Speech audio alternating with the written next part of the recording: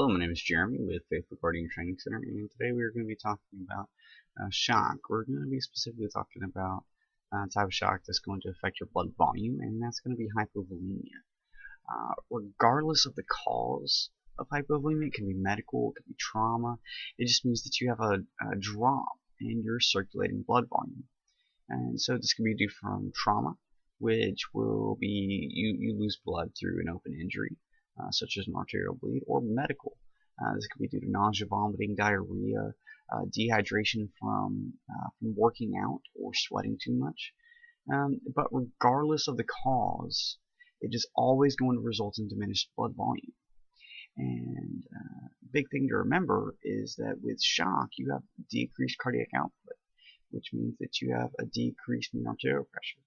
Now, the reason for that decreased cardiac output in this case is going to be that diminished blood volume. And that blood volume is what we need to help maintain that balance.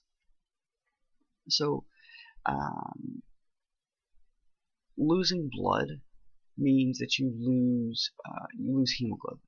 So for example, if you have a traumatic instance where you have somebody that's bleeding, every ounce of blood that they're losing, that's hemoglobin they're losing, that's glucose they're losing, those are clotting factors that they're losing.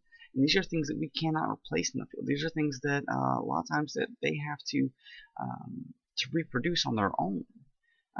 Should your patient actually make it. Now, if they lose these nutrients and we increase their fluid, whether it be through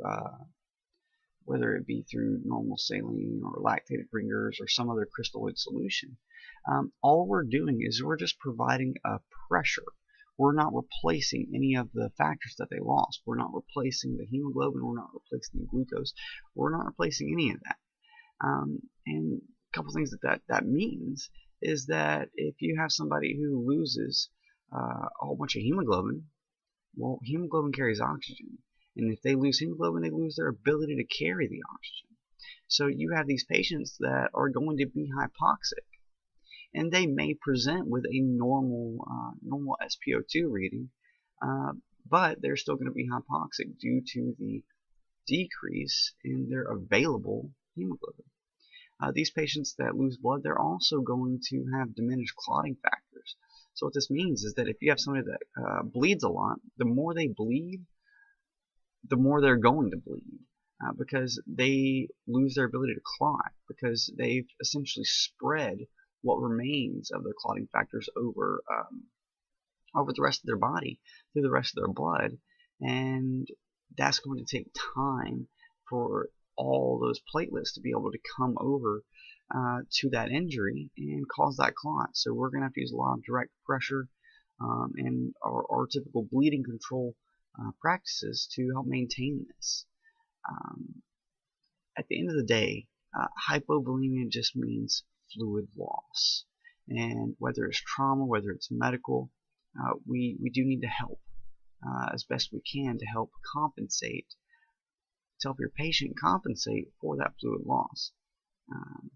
And so whether it be through trauma, medical, our goal is in maintaining cardiac output, and that's the goal of our shock management.